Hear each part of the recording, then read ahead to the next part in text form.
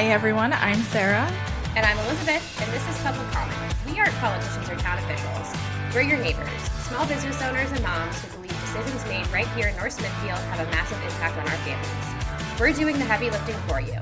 We spend the time digging through the meetings, the headlines, and the ordinances to get you the facts in a clear, honest narrative you can listen to on your morning commute. Sarah, I think we have to change the intro. I think we need to change the intro too. Oh, you're lagging again. But you know what? We're just going to go with it. Sarah's had some terrible internet issues this morning. We expect sabotage, but you know, what can you do? I'm so annoyed by this. I know you're like saying words and then you're like a whole second behind in your movements. If anybody's... That's so North Smithfield. Are you in the woods, Sarah? I kind of am. I'm on that big hill across from Leeway. Okay, so we'll blame it on... And she's also like back, even on her own street. She's like the most in the woods of anybody on the street. She's like in the boonies.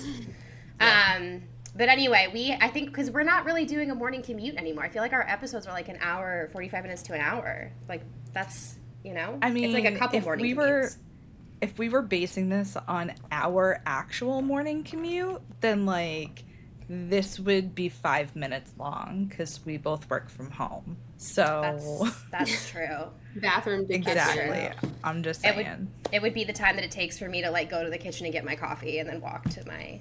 I don't even have stairs at my house. It's all one floor. Yeah. I don't even have to go up and down stairs. Yeah. And that other voice, for those of you who are who are not watching on YouTube, that other voice is Gabriella Stelle. And she is here to talk about her run for the North Smithfield School Committee. Welcome, Gabby. Thank you. I was so excited to come on this podcast because I felt for so long that we did need some representation of this group of people, like the moms that are so busy and volunteering or running around and they have the kids or the dads or whoever that just don't have time to really tap into the news. So this is like bite-sized for us. So I appreciate of course. Well, and you're really busy, right? Like, I mean, I feel like even before you decided to run, you were everywhere. I'm very busy, but that is on purpose because everything has a purpose that I do. But I was so glad that we get to squeeze this into the schedule. Tonight, I think I told you earlier, Elizabeth, I haven't told you yet, Sarah, I'm running the Blessing of the Fleet, which is the most masochist energy I've ever had. Who has time to run 10 miles? I guess I do today and hop on with you I guess guys. if you make the time. Goodness. Yeah. So you're heading all the way down to Newport. Yeah, I think it leaves from, it's like the South County area. It's one of the high schools. I have to Google it. I haven't even thought that far ahead in the day. So tell us a little bit, as Sarah like tries to fix her internet, tell us a little bit about all of the volunteer work that you do and like everything that you're involved in with town. I think especially as it comes to kids, like you're so involved.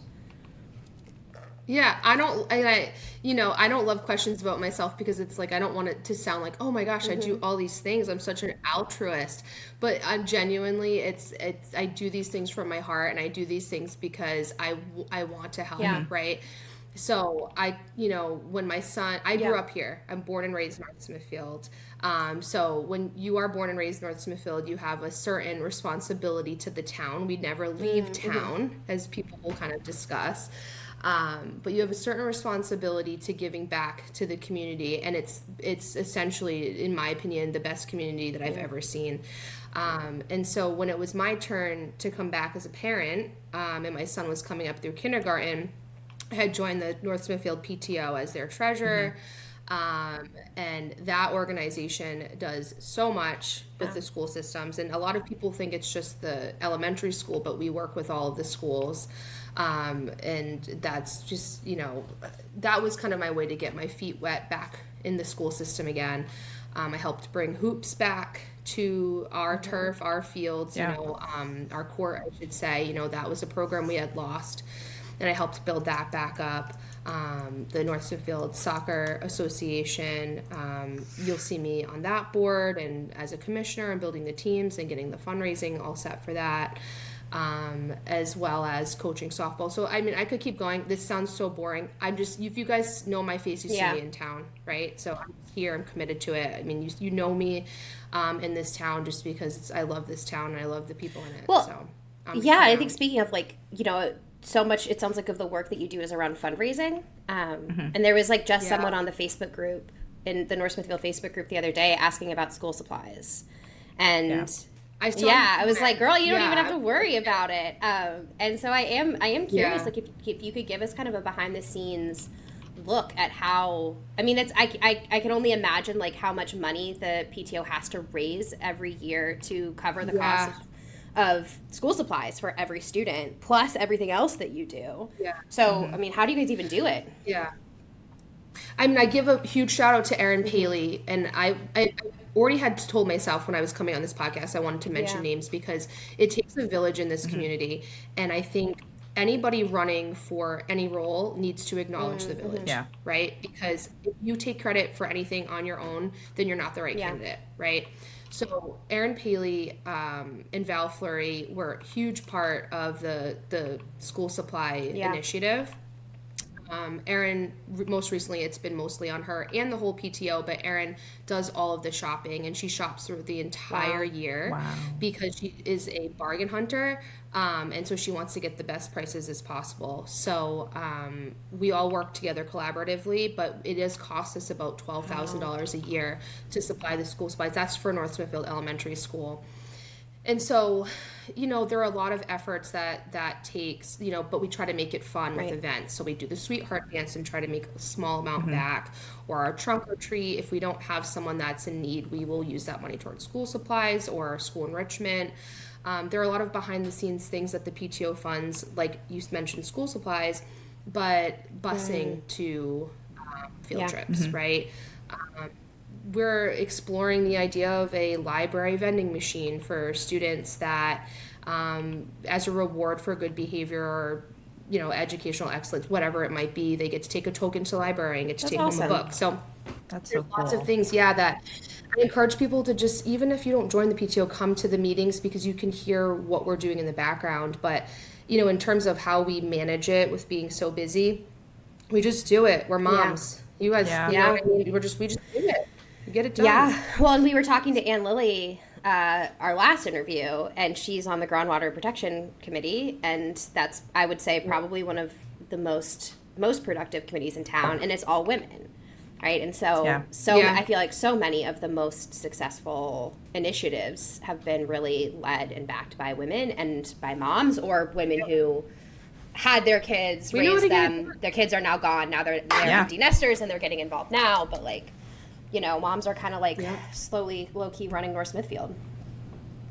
Yeah, I totally agree.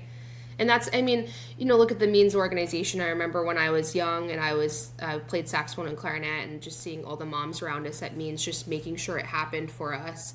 And like I said, it's, you know, and it's dads, you know, Mark Fasano with the softball organization, Jake Massey and Ashley Wall helping bring hoops back to life and running that program. We have Frank Hollowell that's making sure we have access to our fields and there's fairness, and that, like, you know, these taxpayers paid for these fields, and now our own schools don't even have full access to them, right? So we have so many advocates in this town. It juices me right up. Like, I get so excited just be surrounded by these people, and even look at you two as well. It's like, you guys care. It's gonna take people that care to make things happen. That's what it comes down to. So, you know, the PTO and the school supplies, back to that. It's like, we care. Yeah.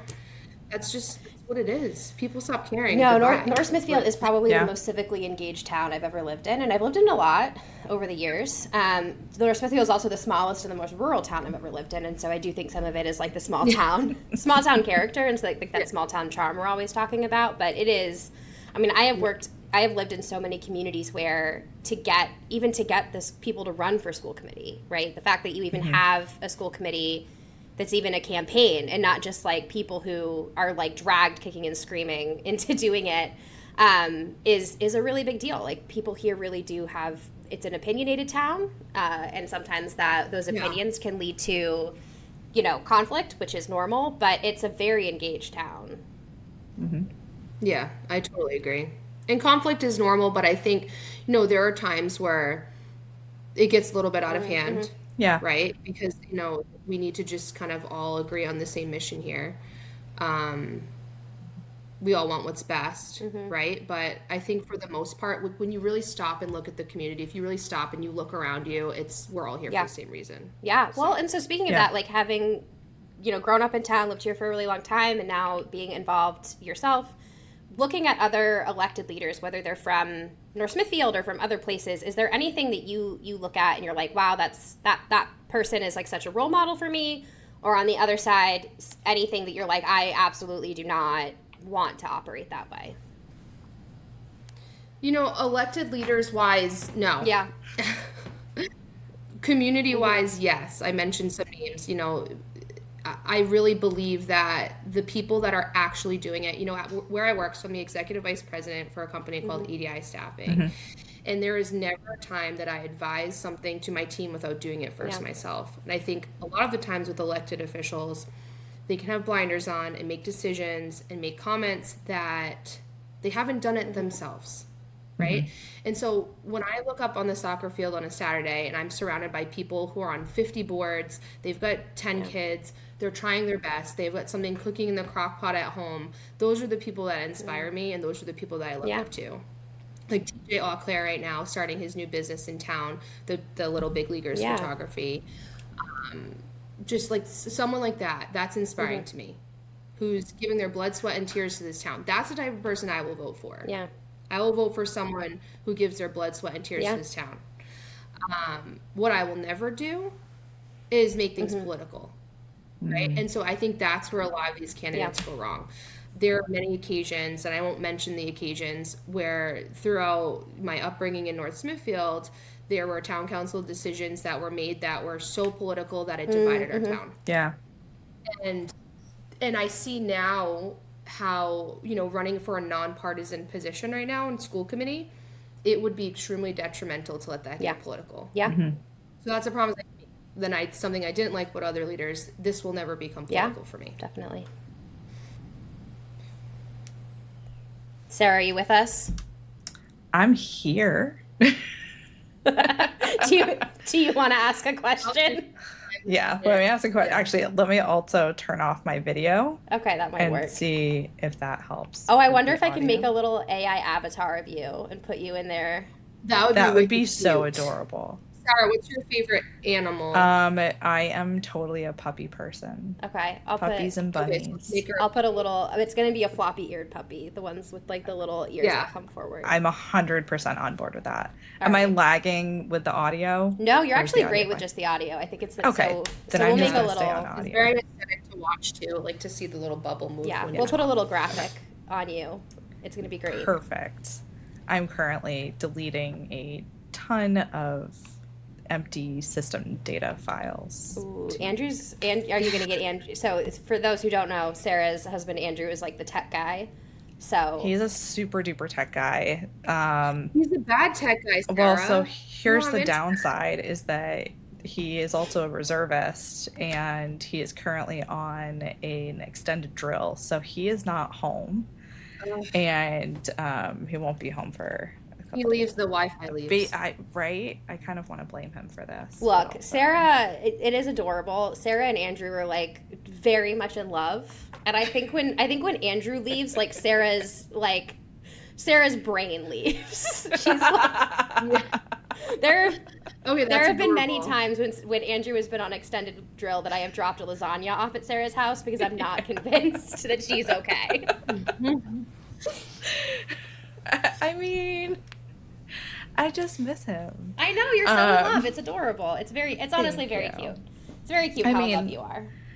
I honestly, like, we've been together for 19 years, and so like, if I were to say, look at something and be like, oh, that's relationship goals, like, it's you know, like, we are, and that was one of the things that was very important to us, that like we be our relationship goals essentially. And Sarah, that's nauseatingly adorable. Thank you so much. It's very adorable. That's my grandparents for me. They're the cutest couple, like literally truly each other's other half. Yep. So that's really sweet, Sarah. So Yeah, my internet just decided to be a little bitch because daddy's not home. There you go. Um, I'm just saying. So anyway, anyway, Sarah, you had a question for Gabby. I did. So there's a whole bunch of different things. People can sometimes get confused of like what is school committee, what is PTO. You're hoping to serve on Yeah. school committee. We'd love to see you there. You've also been doing a lot with the PTO. What do you see as being one of the big changes for you when you transition from one to the other? So I'll keep both. Love it. I did clear that before, that was something that I could do. I don't imagine that I could abandon the PTO. It's such an important mission to me, and they do go hand in hand. I think the only time there would be an issue, which there won't be, is if there was like a topic of the PTO that came up on school committee. Understandable. But I think what that does for me and for the school committee and for the community is that I bring perspective of actually, like I kind of said to you guys earlier, like boots on the Yeah. ground. I'm Yeah. actually in the schools. I'm seeing the students. I'm interacting with the faculty and the admin. I'm running these events. We're hearing where the struggles are at these meetings. It's really sad sometimes to hear certain budgetary concerns that a public school is going through when, again, our mission is educational Yep. excellence, and then they kind of get handcuffed sometimes. So there were times that the PTO, has raised money for a certain program, right? And so that's information that a school Yeah. committee needs. They need to know where they're struggling. And so I think the transition will be a really positive one where I'm talking to these parents every day. I am a parent. I'm experiencing this. I'm in the school. So showing up to the first meeting, I think perspective is everything. So I have Yeah. perspective, if that makes sense. Well, and everybody knows you. Like, I've been to Yeah. events with you at school and watched you walk around, and like you already literally know not only the names of all the parents, but the names of all the kids. I don't know how you keep track, frankly. Those are my best friends. They love Are you you. kidding You're me? like, yeah, you're It's so so popular. fantastic. I mean, so my oldest was in fourth grade this year. So you were the MC for the fourth grade talent show Yeah. and Yeah. did such a fantastic job. Like, Sorry, was your child in the yeah, he talent show? was. Which, because I did all the rehearsals too. Who was it? One of the magic shows where he had his brother Okay. come up with the bunny ears. This year we had so many magic Yeah. acts. So the talent show, not to No, segue, but just like go a little for it. exciting note. The talent show was brought back. So if you guys are aware, there's a senior class mentorship program every year. It's their senior project. And for the last 3 years, I've been a senior mentor. And for those 3 years, it's been the talent show. So Ava, Ava O'Neill, so she brought back the talent show 3 years ago, and I was her mentor. We had, I don't know, 12 acts. This past year, we had 40 acts Wow. of fourth graders Yeah. wanting to step up and showcase their talents, and it was the most incredible growth process to watch these students that were so shy to stand up in front of their friends on the first day, and then they were literally on stage in front of Sarah. We had like, I don't know, Oh my 300 gosh. 400 people in the It was audience. absolutely incredible. It's so rewarding to help these kids, like, because now they'll go to middle school and they have that little pat on the back. And that's what keeps me going. That's why I want to do this. It's like when you look around you and you're surrounded by these really good people. And then through that event, we were able to raise, I think, like $1,500 for the fourth graders. So they got to have, like, it's called their step up event. They don't really call it a step up anymore, but it's essentially like their fourth Yeah. grade graduation send off. And so everything Yeah. just connects. Yep. And it's just so special. And I'm so grateful for that. But Sarah, that's awesome. I didn't realize that was your son, so that's Yeah. really cool. Yeah. I mean, and honestly, like even just more of the community piece. Like my sister drove an hour or so just to go to Yeah. his talent show, right? So like Yeah. there's so much about this community that people absolutely love and they want to be able to come and support and be able to do all of this. So if I mean, given all of the things that go on with the school and everything else, what are some of the things that you would really want to make sure that you preserve on the school committee? Like, where are we really, like we have some of these examples of how we've gotten things right, but like, what are the mechanisms or what are the other things about it? that we do really well here. Yeah, and I recently asked this question. So part of my platform for school committee is having open ears. I think that's super important. So I recently asked that question to the community. What are we getting right? Because I think a lot of the times we can focus on what we're getting wrong, right? But because we love this community so much, there are things that we love about it. And what the community came back with is exactly how I would have answered you as well. It's we have high caliber teachers here. We have an excellent admin team that knows everybody's names. And this is for all the schools, right? I'm not just talking about NSCS because that's where my kids are right now. The staff, the extracurricular opportunities, the family events, having a full-time SRO, which I think we will get to at some point in this discussion. The community aspect of the schools that we've talked about. So we're truly unique in what we have to offer, and what I want to protect and make sure doesn't go away is I don't want to see any of that change. I don't want to see us get to a point where we don't have high caliber teachers or a close-knit staff and admin team. I don't want to see a time where students walk into a room and there's not someone high-fiving them and knowing their name. So for as long as I can remember, that's what North Smithfield has been, and I think that's truly what we need to protect. And I mean, I know for you guys, like you have kids in the school system too, and you can just feel that energy, and I think that's a lot of, there are really important things we need to talk about, but if that's the heart of what we are, if we start there, and then everything else will start to fall into place. Well, and so that, 100%. I think that then maybe leads into, and maybe this will open up kind of talking about the SRO, this is something I'm asking every candidate is if you kind of walk in day one, if you're elected and you walk in and you have your kind of day one, and if you could kind of imagine that you're sort of handed one blue sky freebie, like you can do whatever you want, no pushback, you just get to have it, what would you pick? And, it was a good way to lead into that because I think most people know my answer here. Yeah. I've been a huge advocate for the SRO position at the three schools. So for those of you who aren't super familiar, what is an SRO? Yeah. It's a school resource officer. And that is basically a police officer from our North Smithfield police station their job is to work at the school Monday through Friday during the school year. When my son was going into kindergarten, the North Smithfield Elementary School did not have a full-time SRO. It was a floater SRO, and I had a big issue with that. Had some conversations. We ended up moving forward with a full-time SRO at the elementary school. So, there's tons of things that are important, right? So when you ask me what my freebie is going to be, I pick this, and the reason I pick this is because it's not a mandatory position right now. I firmly think that doesn't matter what side of the fence you fall on, again, this is non-political, but everybody's opinion should be that there should be a mandatory SRO at each school. And the reason being is the police station is 8 minutes from the school. After Sandy Hook, things have gotten worse. The world we live in now is not even close to the same world we lived in 1999. It should be a no-brainer that having security at our school,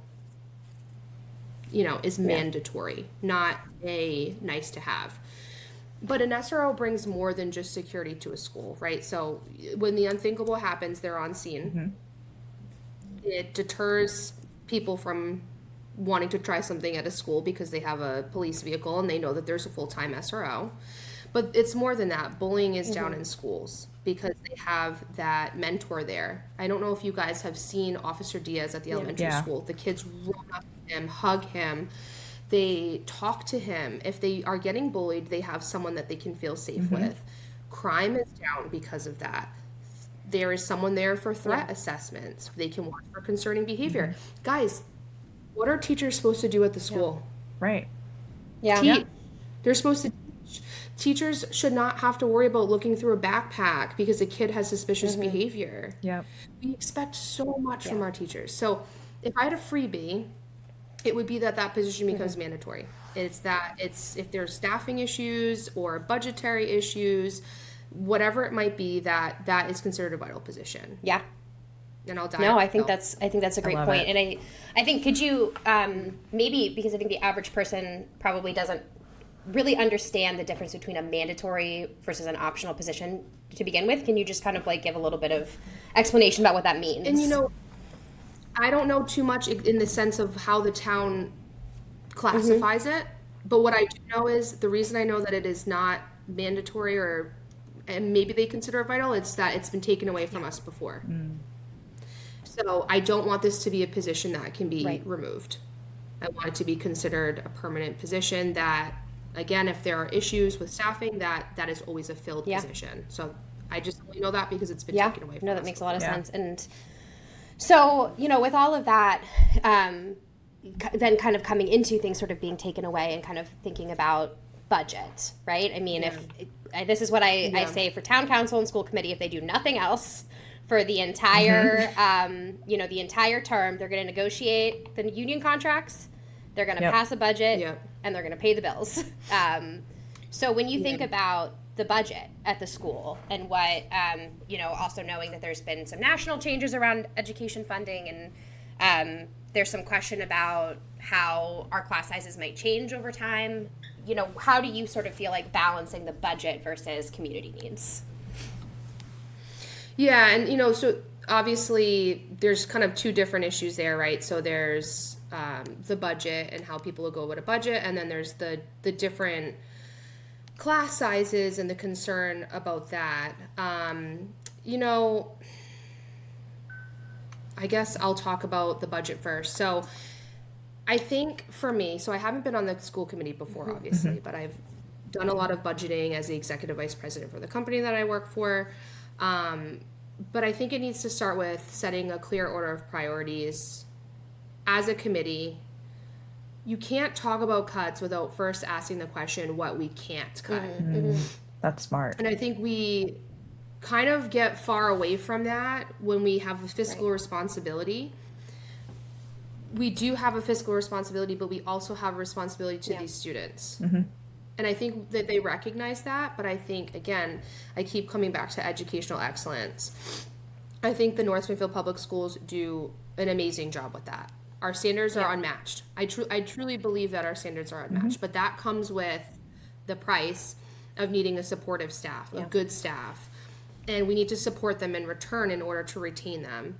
So if we start budget conversations with understanding our mission is educational excellence, that's our root, then cuts maybe become a little bit easier to understand where they can start, right? We know we need to dig outside of vital and important teachers.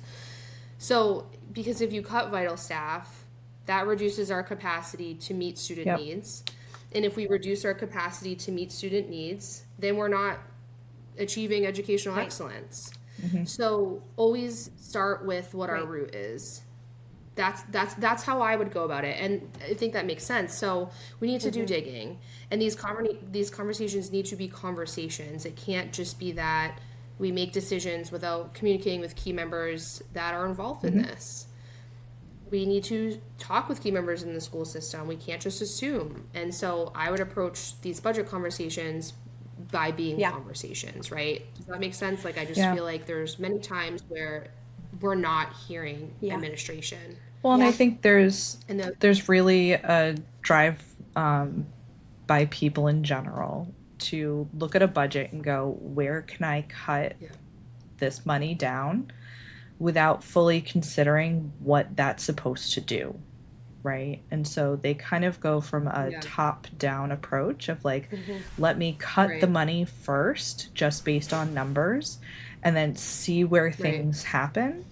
What it sounds like you're proposing, not to put words in your mouth, so correct me if I'm wrong, but is more of a bottom-up approach. Let's see what we need first, see what we need to absolutely maintain, and then go from there and make adjustments so that we're not sacrificing. Because to your point, you had said that when we reduce our budget, we reduce the number of staff that we have or the number of teachers, they are not able to meet the needs of students as well.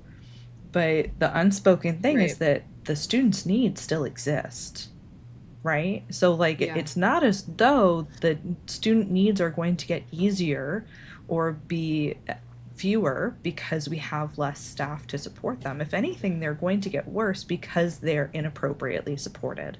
They don't have enough. Correct. And one of the things that I've seen, because as a therapist, I worked in a group home and residential programs in Rhode Island. And one of the things that we saw is that we had these students with specific needs. And if their school kind of, their school of origin, right, their city or town that they lived in, their school department, did not have the supports to be able to meet their needs, then that school department had to pay for that child to be bused to and attend an out of district school. Right. And that is incredibly expensive. Right. Even if someone, so for example, I'm going to hit ballpark numbers, not exact ones. But for example, if an out of district student were to attend North Smithfield, I think it's something like $25,000 a year. I'm gonna actually Per text. student. I'm actually gonna text Ryan because he is on the budget committee. Yeah, find out, because I mean, and so you think even if we had to bus out, and that's not transportation cost either, that's just for a student to attend. Right. So if we have to bus out Right. 4 students, assuming the numbers are approximately the same, if not more, if they have to go to a therapeutic school, then we're looking at over $100,000. And Correct. that's insane. And I think, you didn't put words in my mouth. That's exactly how I feel, right? Work backwards from your goal versus working toward the goal, right? And so, Elizabeth, you brought up the class sizes and how that kind of impacts the budgets. And so my son was in the kindergarten class that was 2024, where they had to open up, I think it was like 1 or 2 more first grade classes for them to move up. So I kind of looked into that a little bit. And, enrollment seems to come in waves. We have years where their classes are larger, and then we have years that classes are smaller. It kind of seems to be like a larger class, then it's followed by a smaller class. So I think it's just, I really don't think that's a big enough issue, but I don't want to oversimplify the conversation because class size does matter, especially for really young learners. Research shows that smaller classes can have a positive effect on a student, but that alone, I think I have a little bit of a lag now, that alone isn't what determines whether or not a child succeeds. But what concerns me kind of more on the budget side of things is being prepared for these larger cohorts. So when you have a class with more students, that's when, like, to your point, Sarah, social workers, interventionists, special education staff, reading specialists, behavioral supports, that's when they become more critical. And those services make sure that every child, right, gets the attention that they need, regardless if it's 18 students in a classroom or 24 students in a classroom. So I think budget-wise, we can't be reacting every year to enrollment numbers. We need to be planning for these cycles. To make sure that we have the right supports in place. So that's the only way we're going to be able to be fiscally responsible and protect the student success. Because if student success and student needs take a back seat to the fiscal responsibility, we're going to lose our rank as a school system. That's not a thing. That doesn't happen. Well, and I think this is, not to like give, well, I know you and Mark are very well aligned, right? And I don't want to put words in your mouth to indicate that I think he would be very happy if you two were both serving on the school committee together. So I don't mind kind of mentioning that. I think it was a conversation I had with him where he was kind of mentioning like his commitment to student athletics is not so much about teaching a kid to be a good baseball player.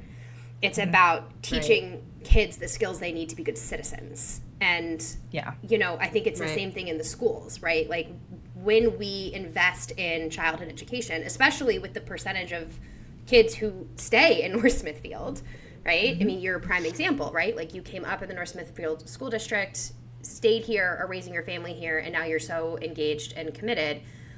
That is an investment in the whole community, right? Like that is keeping kids engaged, well educated. That helps their job prospects. That helps their ability to participate in their community.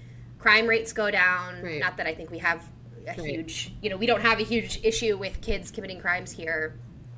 you know, in part because we're such a community that invests in our youth, right? Kids have things to do. And I think growing up in, again, it's like interesting. I grew up in a community that was much bigger. And it's not that there weren't recreational activities for kids, but there just wasn't the same kind of community investment in this sense of, it was like, I'm responsible for my kids.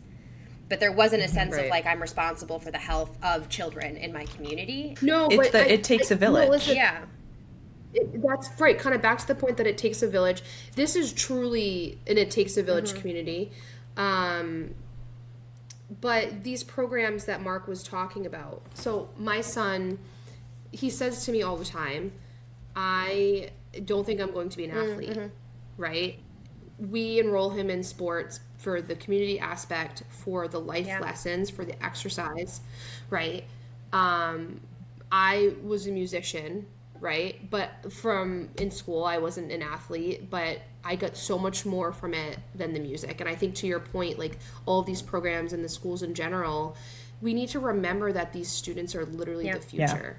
Like the students that are going through our public school system, to your point, Elizabeth, the lessons that they're learning are far greater than necessarily what they're going to learn in the classroom as well. So making sure that we align things for them to all have an equitable educational experience in the school is so important. Yeah. No, 100%, because, you know, Elizabeth and I have mentioned that like all of our kids are in scouts, right? And my kids have asked me before, like, why am I doing this? Like, when am I going to have to know orienteering or how to go fishing or any of this other stuff? And I'm like, you're not doing it for that. And I tell them this like when they're really frustrated with their math homework too, right? I'm like, and it comes later. They understand it exactly, later. Right? They're like, you know, I have a calculator. Why can't I just use the calculator? Why do I need to know my 7 times tables?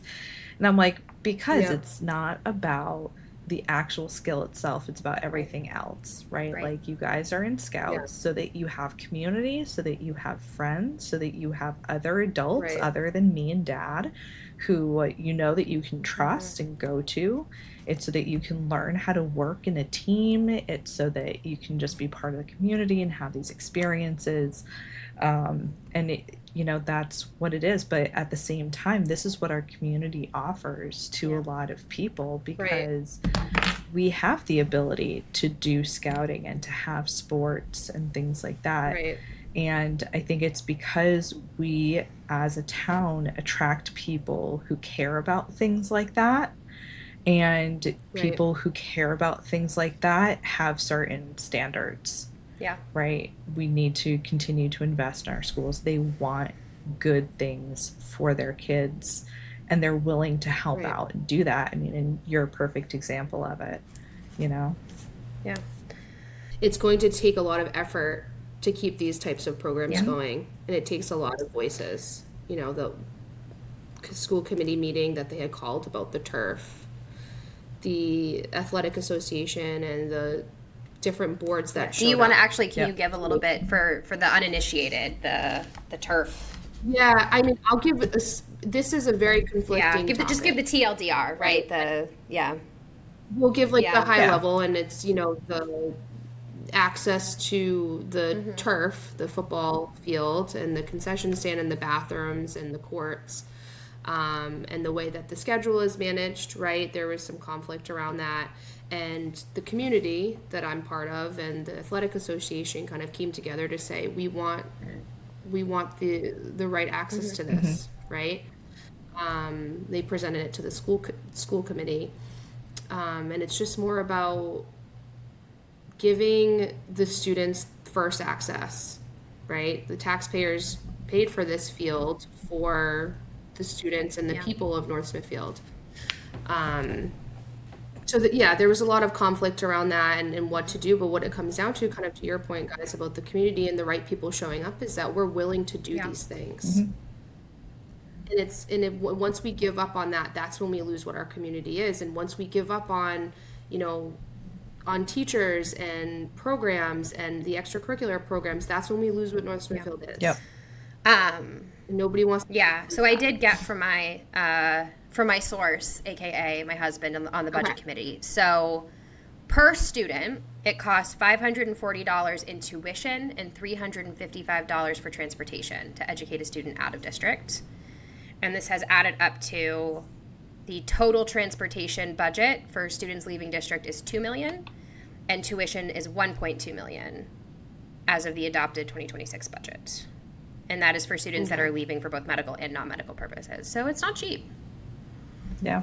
You know, and there's certainly going to be some instances where a student with the class, like, it doesn't make sense, right? It would make more sense for North Smithfield to allow a student to go out of district to meet their needs than keeping it local. But I think to your point, like, if we're not meeting the needs of students here, we still have to meet them, right? We're just going to be meeting them somewhere else, and probably a lot more than if we could just do it in our own school.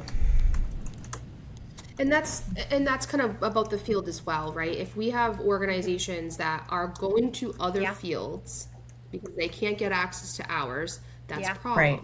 If we have students that cannot get the care that they need in an amazing school system due to budgetary issues that we probably should have looked elsewhere, that's a problem, right?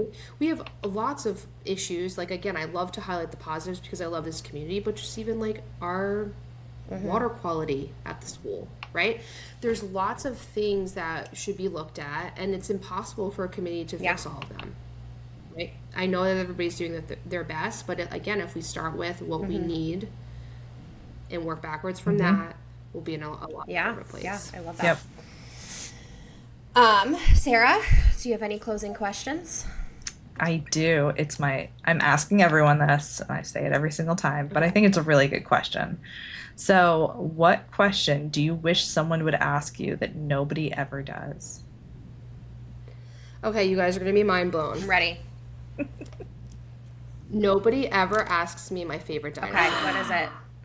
Wait, It's so you're sad. on the PTO, you're around all of these kids, and no one ever asks you your favorite dinosaur? That's wild. I'm sure you get a lot of what's your favorite color.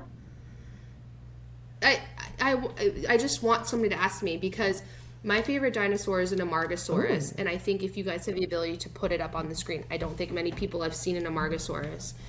It is an amazing dinosaur. Oh, I got it. For doing our finale. Oh, okay. This actually is a pretty dope dinosaur. So cool. Hang on. Yeah. So for those who are listening, I mean, it's got spikes, it's got a long tail, it's got a long neck. I mean, yeah, I can see why this would be a favorite. Oh my And gosh. I think if we all just could take the time to ask each other our favorite dinosaurs out in the world, it would be a much more peaceful place. But if I really answered your question seriously, Sarah, I probably would be, I want people to ask me why I'm running, because I think a lot of times why people are running should matter to you. And I posted a video up on my Facebook page for school committee, if anybody wanted to go follow it, about my why. My why is because I care. I have students in this school system. I'm from this town. I truly want what's best. I have a vested voice in this community.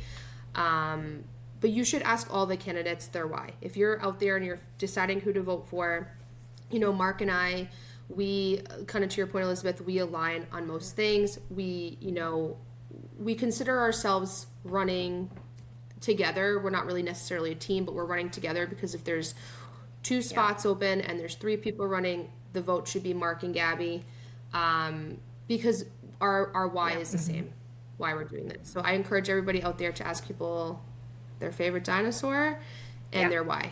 Love it. That's it. Sarah, what's your favorite dinosaur? Yeah. So, obviously, it's going to be the Triceratops. Why is that obvious? Oh, because Sarah. Oh, from Tricera. the Tops. But wasn't Sarah the Triceratops Land Before from Time. that movie? Yep. The Land Before Yep. Time. Yes. Well, and my pick is controversial because mine is the Brontosaurus. But the Brontosaurus apparently has been ruled by paleontologists to actually not be real. What? They did, just like Pluto. I have very strong opinions about Pluto as well. Yeah, I same. believe that Pluto should have been grandfathered in. I think so too. I really want to see like Pluto's I diary, know. how traumatic this has been Pluto for them already has a really to. hard life. Okay, it's farthest away from the sun. It's all rock. It's very cold. It's literally an ice planet. Like it sort of felt like kicking somebody while they were down. Right. We don't want you to be a planet anymore because your life isn't hard Right. enough. And Right. just Couldn't like, we have just thrown both Pluto and the Brontosaurus a bone? Like, why did we need to? Could we just have who specifically hates brontosauruses and Pluto paleontologists did and this to them? astrologists, apparently? I don't know who they made mad, but I think that those are good dino choices, guys. I feel like I know you a lot Thank you. better. Right. Thank you. Thank you for having me Gabby, on. where can people find you? I know you mentioned you have social media. You're on Facebook. Where else can people find you? Where can they find me? I go to Revive Coffee all the Okay. time. If you want to find me in person, Just coffee wait, and cream. just like camp out and be like, "Where's Gabby?" There. And I usually order a large iced green tea. I don't order Okay. coffee, but I get their egg and cheese on a croissant, guys. Got coffee and cream a lot. I do work from home. You will find me this fall on the soccer Okay. fields and the softball fields, and you will find me on the baseball fields. Where can people find you And at the digitally? school. If they're like, we want to learn more, we want to Oh. get in touch, we have questions. You guys want to talk in Yeah. person? Well, I love the you idea of can somebody find just me- like pitching a tent at Revive, just like waiting for you. Yeah, you Right? should pitch a tent. Well, know, because maybe like there's they- a difference. Right. In-person stalking versus digital stalking. I just feel like if they emailed you first, then you guys could meet at Revive. You can email me at gabbystelle@gmail.com. Gabby, say that one more time. Gabby Stelle, GABBYSTELLE at Okay. gmail.com. I have a Gabby for School Committee Facebook page, but most people from town just throw me a friend request. That's totally fine with me. But yeah, send me an email. Any questions? I'm an open book. I want to hear what people want Yeah. to see on the school committee. I really hope that I can bring the diversity of, like, let's just talk about stuff. Let's talk about it. Let's not just stare at each other. Yeah. Let's talk. Love it. Gabby, have you gotten your North Smithfield public comment sticker yet? I don't have a We need to get sticker. you your sticker. We'll make sure. I'll come to Revive. I'll wait for you. Come I'll to get you a Revive sticker. any Monday. So speaking of, if you are running for office, you get this sticker. You and your household members get this sticker for free. But for those of you who are not running for office, we are currently, as a reminder, running campaign bingo. So you can go to nspubliccomment.com and download your bingo card, fill it out for the election. There are several options that you have complete control of. So, for example, if you were to go hunt Gabby down at Revive and talk to her, you could mark off a square. And the first 50 people to get bingo will get a sticker. Sarah, do you want to take us out with all the other places people can find us? Absolutely. So they can always go to our website, like you said, nspubliccomment.com. If you want to be on public comment because you're running for local office, feel free to email us at Or check your nspubliccomment. email, because we've already emailed a lot of you and you have not gotten That's back fair. to us. So just putting that out there. I'd love a dinosaur podcast. I would come back on. We could talk about dinos. I'm going to actually put that. So it has been announced that Brian Murray is going to moderate the candidate forum. Yep. So I am going to put favorite planet, favorite dinosaur in the question box. Well, Nice. and we are actually hosting. We are? Yes. I know. Wow. So Brian has graciously agreed to be our moderator, and we at Public Comment are actually hosting it. So we are handling all of the tech and setup and all of that stuff. Can't wait to. Yeah. Because you know what? We Yeah, we that's want great. people to ask questions and get them answered and Mhm. make sure that they're electing the people that they feel best represent them. So, like I said, if you are running for office and you have not replied to our emails or DMs, or you have questions, Brian is going to be continuously putting up posts in the North Smithfield group. You can also email us those questions at nspubliccomment@gmail.com.